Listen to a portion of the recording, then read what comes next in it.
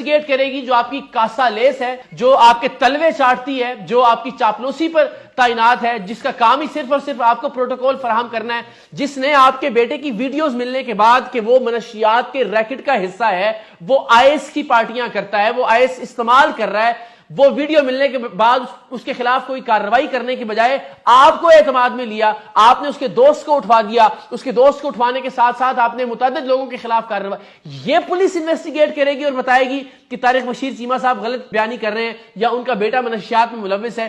اس police کی report پر قوم اعتماد کرے گی جو پولیس آپ کے گھر کی لانڈی کے سوا اور کوئی کردار ادا نہیں کر رہی. تو جناب قوم جانتی ہے کہ اس طرح کی انویسٹیگیشنز یا اس طرح کی انکوائریز کے نتیجے میں کیا نتیجہ برآمد ہوتا ہے. حضور یہ معاملہ آپ جیسی طاقتور شخصیت کی, آپ جیسے طاقتور شخصیت کے صاحبزادے کی عزت کو محفوظ کرنے سے شروع ہوا تھا اور آپ جیسے طاقتور کی عزت کو محفوظ کرنے پر ہی ختم ہوگا. ہاں, قوم کی عزت جائے بھاڑ میں. قوم کی جو 35,000 بیٹیاں اسلامی یونیورسٹی میں پڑھ رہی ہیں, پاکستان کی باقی یونیورسٹیز میں پڑھ رہی ہیں, ان کی عزت اور آبرو کی کوئی قدر نہیں ہے.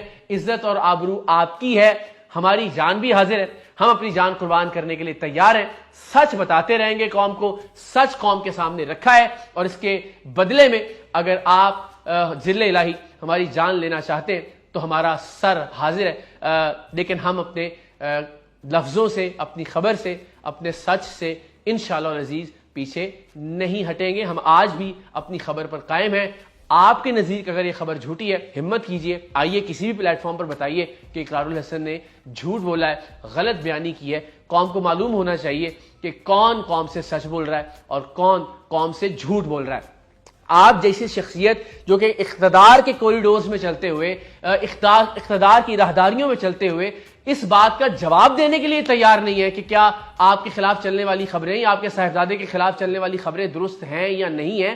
جواب دہ ہیں آپ عوام کو. اسی عوام کے ووٹوں کے ذریعے آپ ایوان کے ان کوریڈورز میں, اقتدار کے ان راہداریوں میں پہنچے ہیں. آپ کو جواب دینا ہوگا, آپ کو جواب دینا چاہیے. یہ جو مجھے دھمکیاں دلوائی جا رہی ہیں, یہ مجھے مختلف ذرائع سے مروانے کا کہا جا رہا ہے, قتل کروانے کا کہا جا رہا ہے, اس سے بہتر یہ ہے کہ 4 لفظوں میں ڈینائی کر دیجئے اس سٹوری کو, اور پھر ہم مزید شواہد کے ساتھ, مزید ثبوتوں کے ساتھ عوام کے سامنے آئیں گے انشاءاللہ.